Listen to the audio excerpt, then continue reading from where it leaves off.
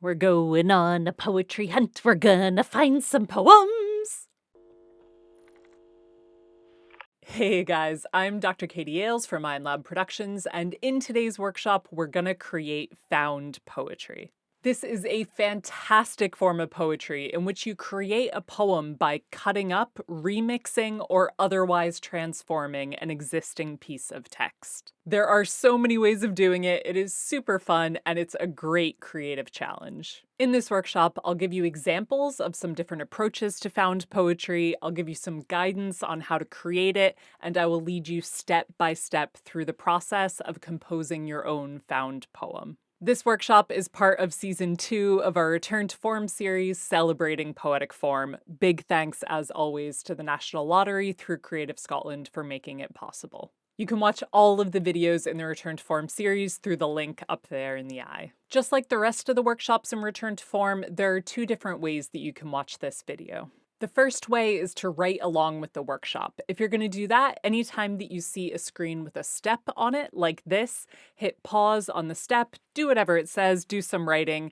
and then when you're ready for the next step, hit play and move forward. The second approach is to just watch the video all the way through without pausing to get a good sense of what found poetry is and one way of writing it, and then you can try doing it later in your own time. Just do whatever feels best for you. All that you need for this workshop is something to write with and something to write on, so either a digital device like a computer or a tablet or your phone, or pen and paper.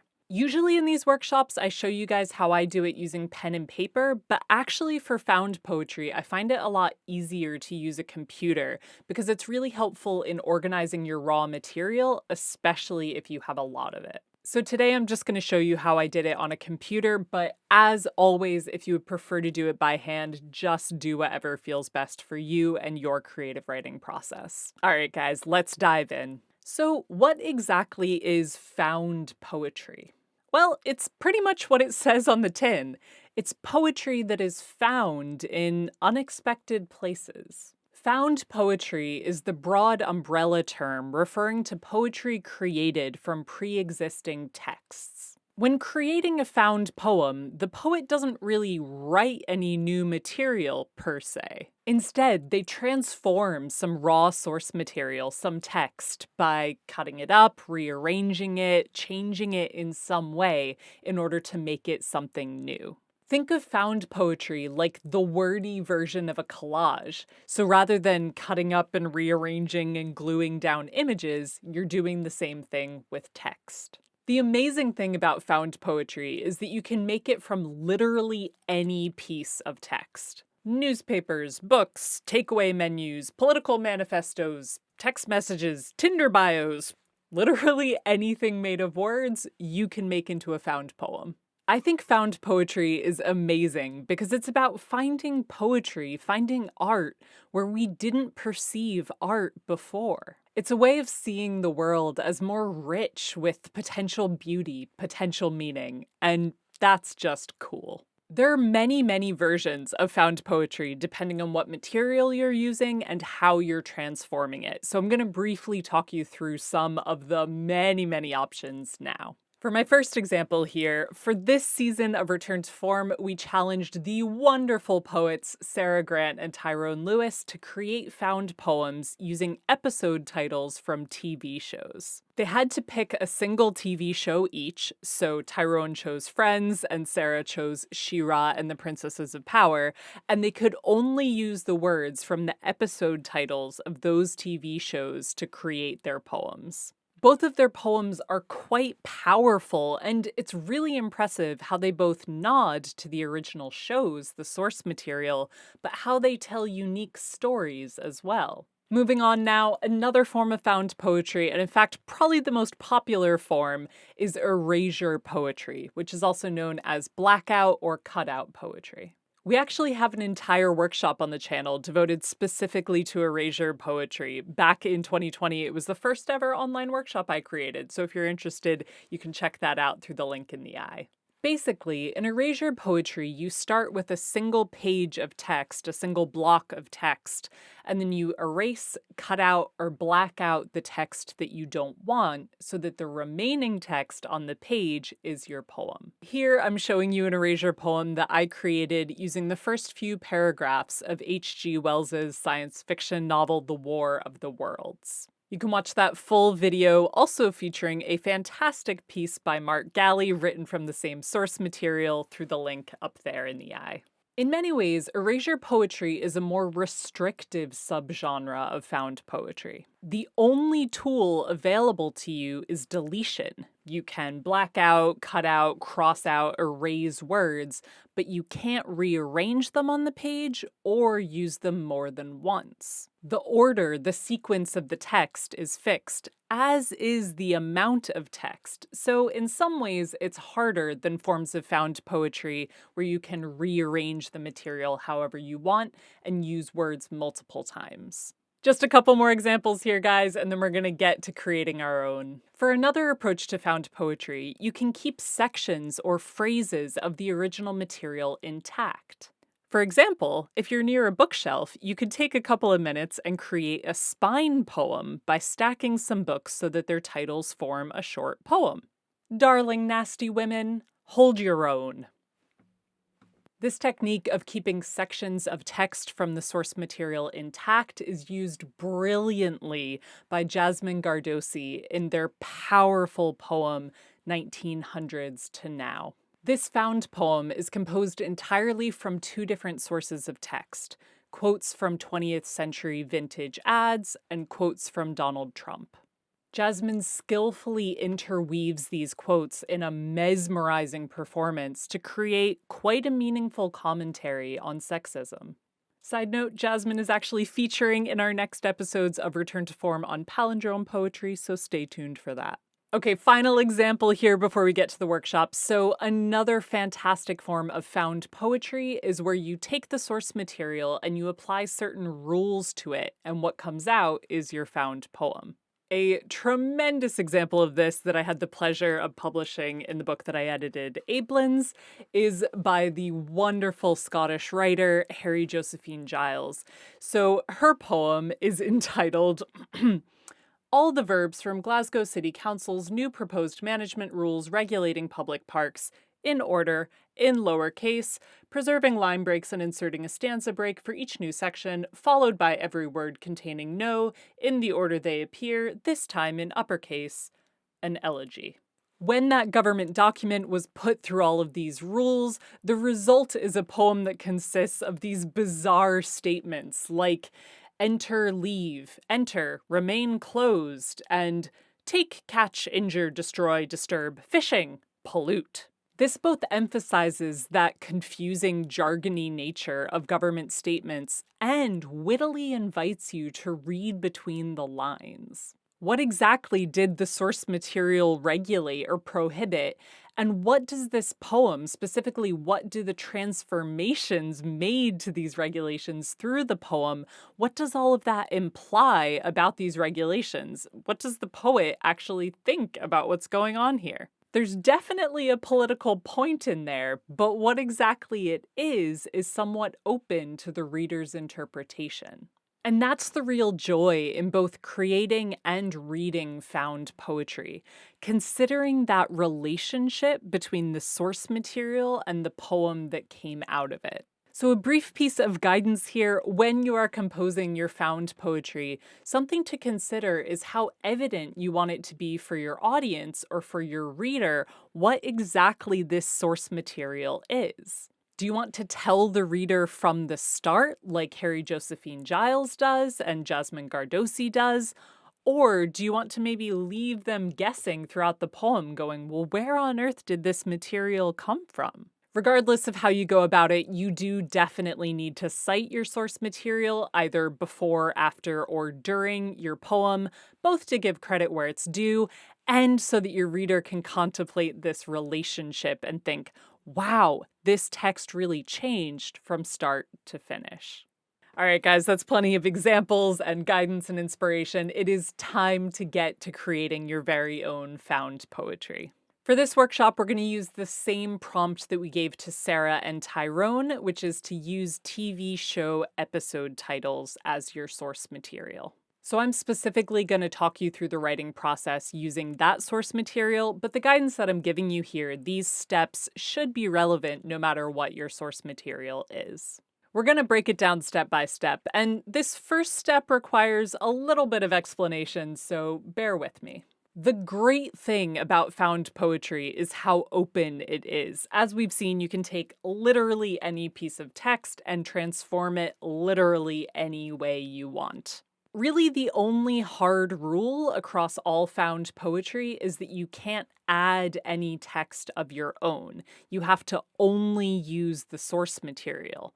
But beyond that, there are no standard rules for you to follow. So that means that when you sit down to create your own found poem, you need to choose your rules. You need to figure out your own approach to it. And that also means setting your difficulty level. Let me explain. For starters, do you want to be able to repeat words? So if the word "and" only appears once in your list of episode titles, do you want to be able to use it only once or more than once? The second approach is, of course, much, much easier. In that approach, you effectively perceive your source material as a dictionary that you can dip into and reuse words as often as you would like. And that's the approach that I'm going to be taking in this workshop, as it does make life a lot easier, but it is entirely up to you to set your own rules. If you want the additional challenge, you could limit yourself to only using the source text as much as it appears in the original material. Another question here. So let's say that the phrase "Bob came in second place" appears in your source material. In that context, the word "second" means not first, but of course the word "second" is a homograph. It also means 1/60th of a minute. So when setting up your rules for your found poetry, are you going to allow yourself to use words like "second," homographs, in every meaning that they could imply? Or are you going to restrict yourself to only using words in the original context, the original meaning that they meant in the source material? I think most poets would say, yeah, just use whatever meaning, but again, it's up to you. A little more of a stretch here. Let's say that the phrase "I hear the bells" is in your source material. Hear, spelled H-E-A-R. In your found poem, do you want to be able to use the homophone "here," like "I live here," H-E-R-E, even though it's spelled differently? Up to you. Couple more things to think about here. So let's say that your source material includes the word "dolphins." Do you want to be able to make that plural word into a singular, like "dolphin," by cutting off the S?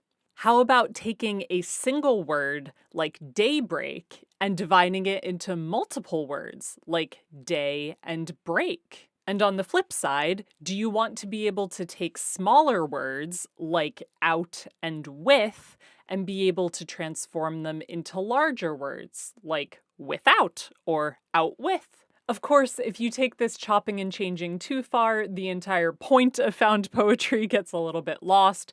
For instance, you could chop and change by the individual letter, and as long as your source material contained the entire alphabet, you could use every single word in the English language.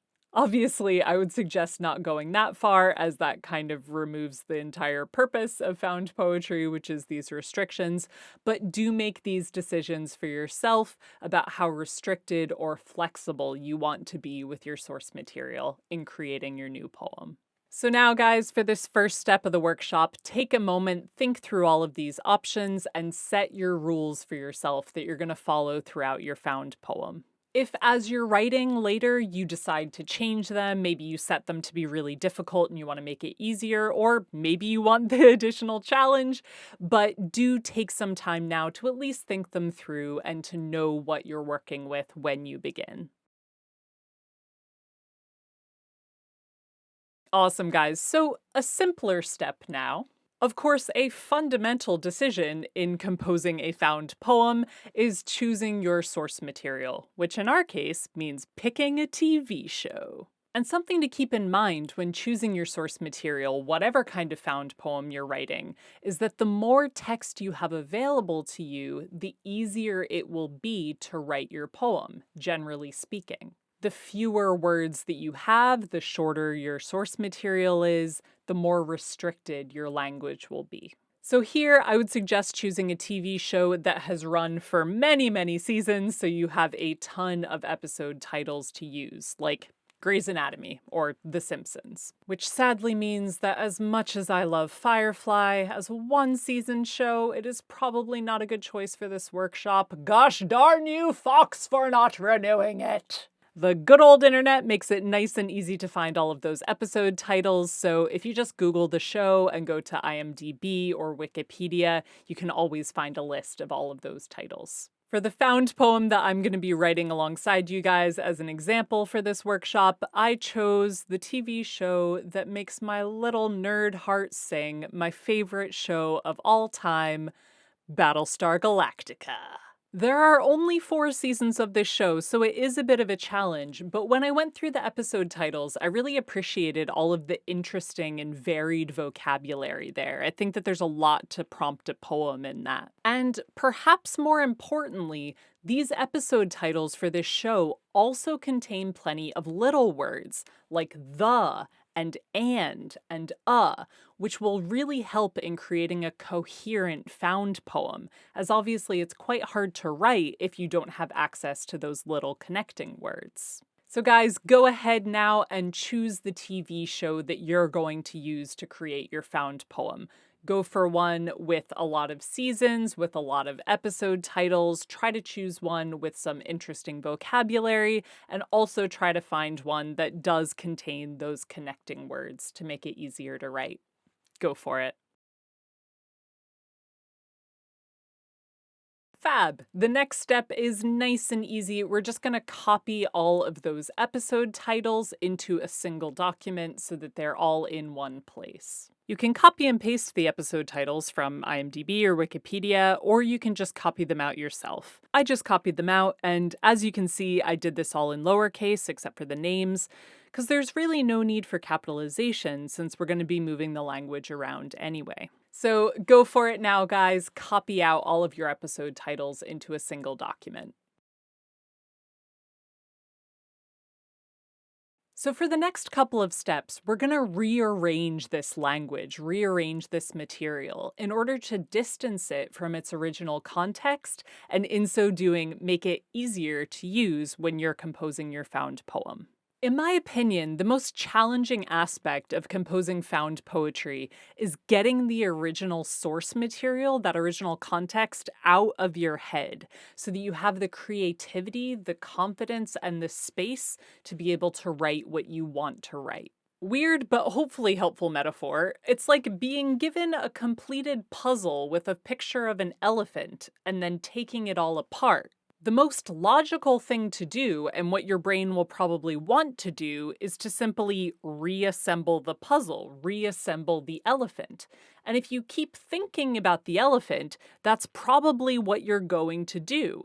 It might be a weird Salvador Dali version of an elephant, but it'll be an elephant. What I'm trying to say here is that if when you're composing your found poem, you're constantly thinking about your source material, it's constantly in your head, you're probably going to end up recreating that source material rather than creating something new and innovative and your own. And for our particular workshop, what that means is that if when you're composing, you're just looking at this list of episode titles in order, you're probably just going to keep thinking about the TV show, the characters, the narratives, and you're probably going to end up just recreating certain phrases or recreating the story of the show.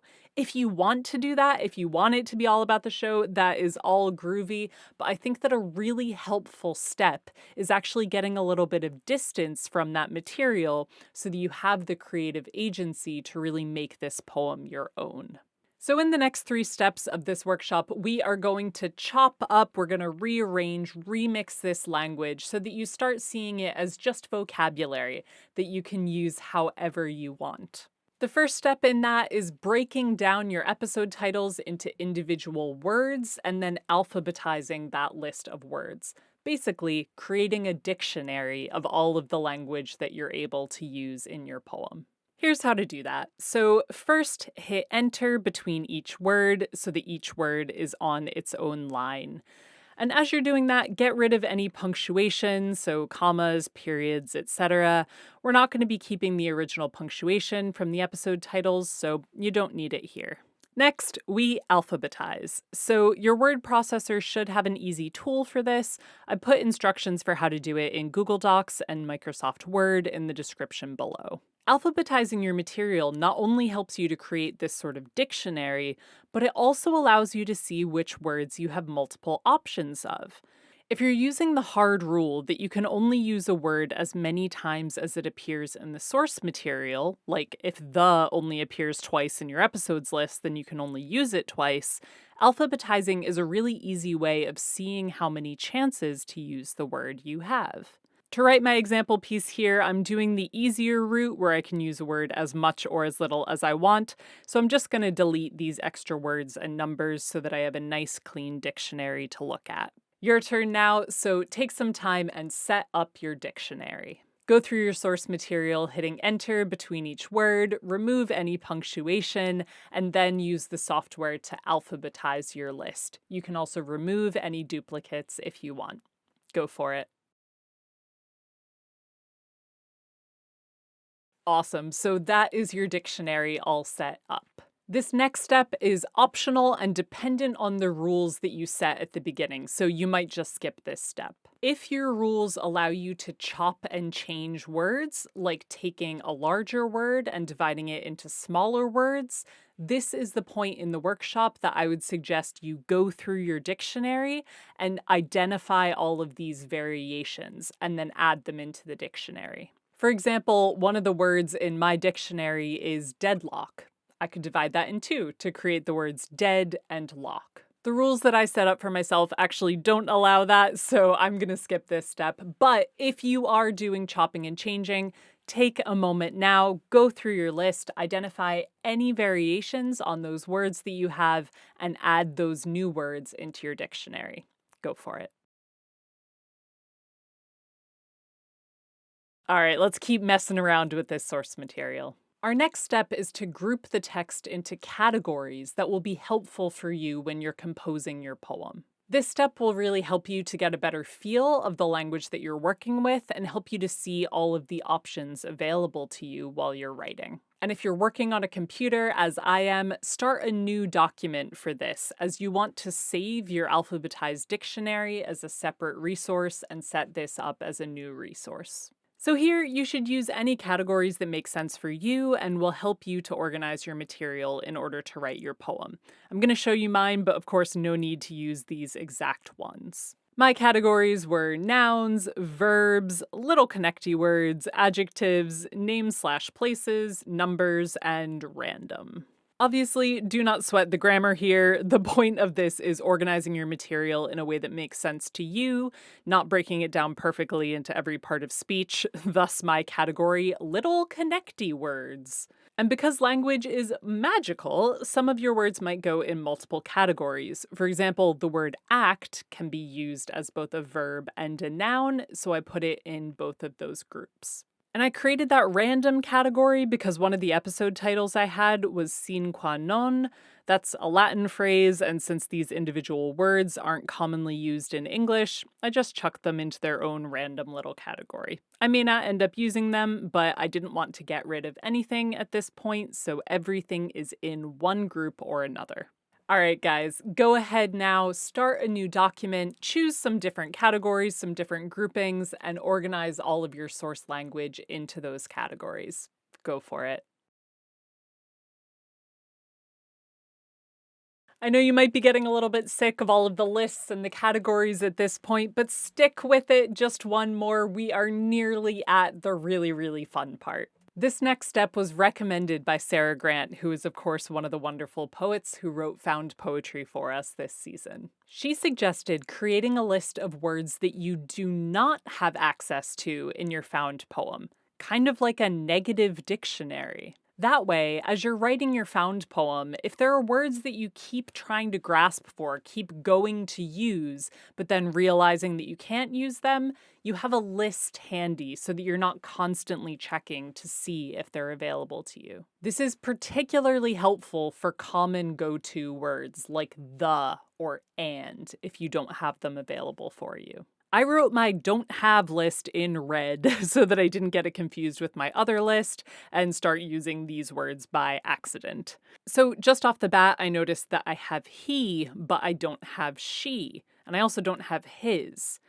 I have me and my, but I don't have I.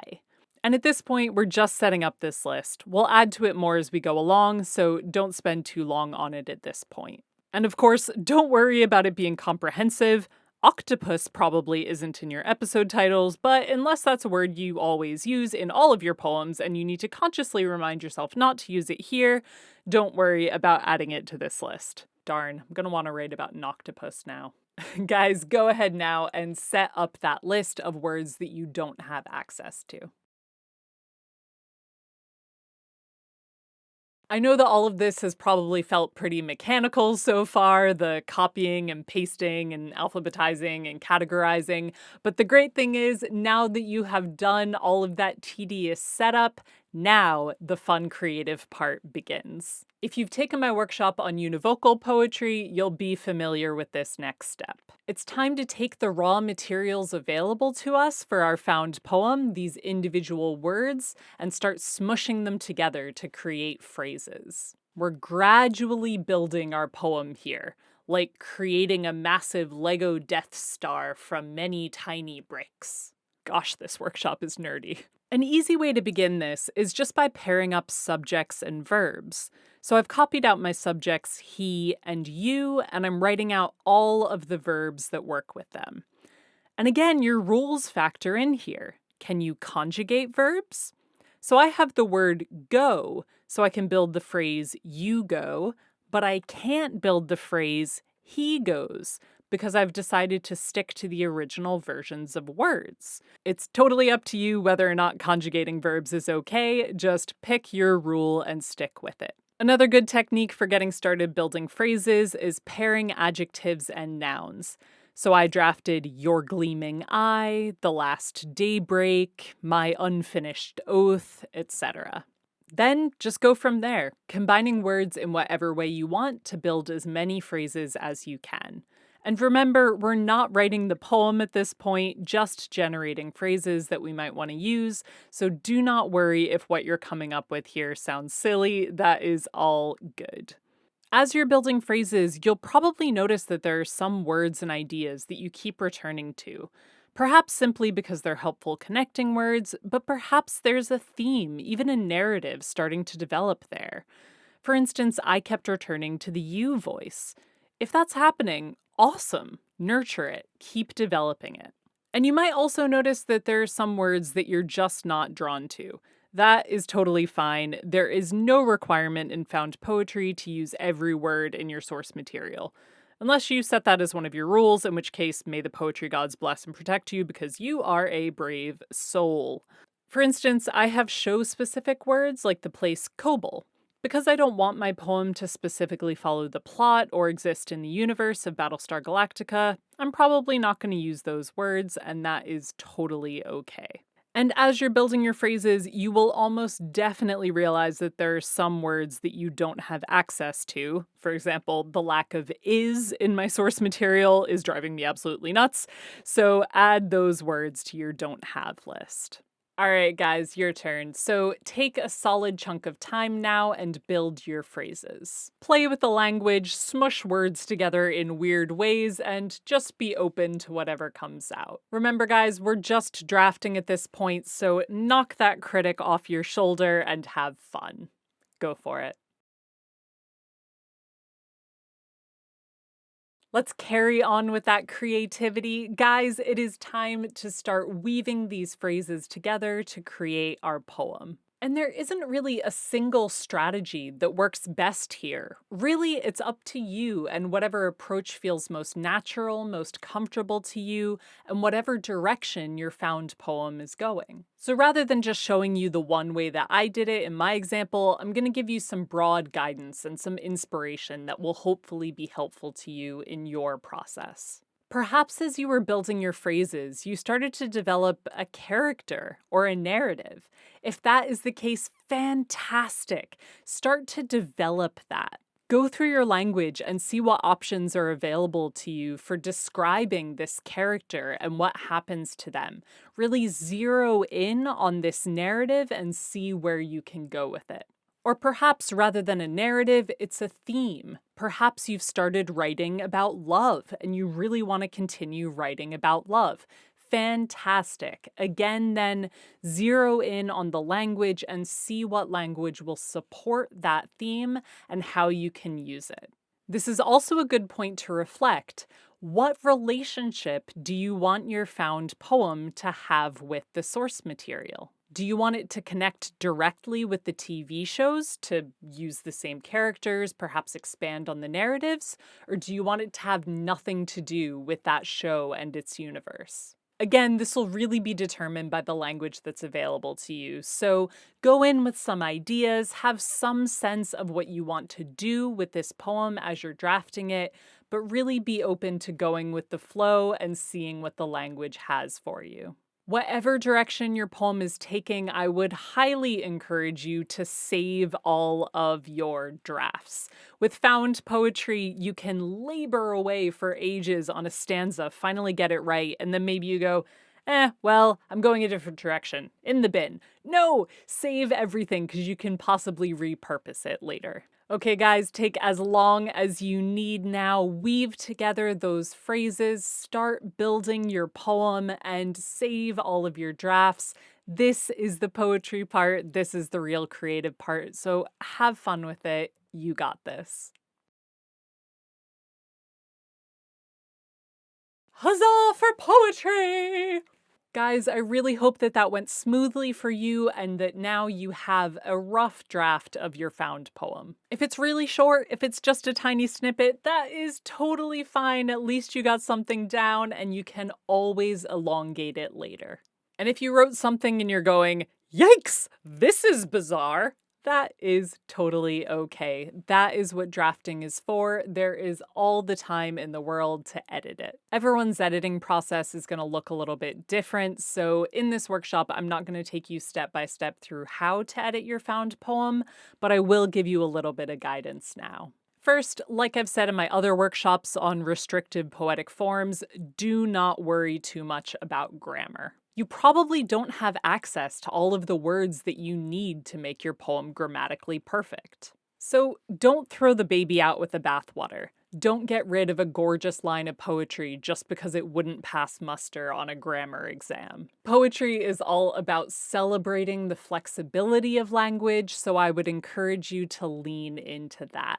Another challenging aspect of found poetry is that obviously because language is restricted, you might not have smooth transitions between sections. So that is something that I would encourage you to focus on while you're editing. Is there a way that you can add more transitional language to make your poem flow more smoothly, to create a sort of narrative arc through it, an emotional arc? If not, that's all good, but it's something to play with as you're editing. A final bit of editing advice. I think often with found poetry, there can be a temptation to use every word that you can possibly use in your found poem. And sometimes that can lead to your poem feeling clunky or feeling overly crowded with words that don't necessarily make sense in a line. So remember that just because you have a shiny bit of language in your source material doesn't necessarily mean that it will make sense in your found poem. You might have to kill some of your darlings. So guys, take some time now and go through your found poem draft to edit it. Chill out about grammar, see if you can smooth out your transitions, and consider whether any of your language just maybe isn't necessary in your found poem. Go for it. Guys, we have come to the final step of the workshop. As always, I highly suggest that as you are editing your poem, you read it aloud. This is so incredibly helpful in seeing if there are any clunky or awkward sections, hearing if your poem actually makes sense, and starting to get a feel for the rhythm of your piece. So for this final step now, take a little bit of time and read the draft of your found poem aloud to yourself. Go for it. Hopefully, guys, that helped you to identify any clunky bits of the poem that you can continue to smooth out as you edit it. Or maybe you read it out and you went, "Oh, that's a poem." However it went, congratulations, you have composed a found poem. And although that is the final step in this workshop, as always, I'd highly encourage you to keep playing around with this poem, edit it, extend it, make it more concise, play with transitions, do whatever you want to do until you are happy with this piece. And when you are happy with the poem, I would absolutely love to read it. If you're comfortable doing so, please share your found poetry with us in the comments below or on social media. All of our handles are in the video description. And as usual, guys, if you have any questions about how to write found poetry, I'm more than happy to help. Just pop them in the comments. And whoo mama, we have got a real doozy coming up. The next form in Return to Form Season 2 is palindrome poetry. This is a form of poetry that is mirrored in on itself, so it reads the same forward and back. The amazing Jasmine Gardosi and Robin Lamball have written absolutely stunning palindrome poems for this season, and we're going to be premiering those soon. Plus, as always, I will have a workshop on that form coming out for you. To see that and all of our other fabulous stuff, you can subscribe to the channel, ring that bell icon while you're there, and if you enjoyed this workshop, please do consider giving it a wee like. You can also directly support our work and receive so many fantastic perks by signing up to our Patreon for as little as £1 a month. Thank you so much for watching, guys, and happy writing.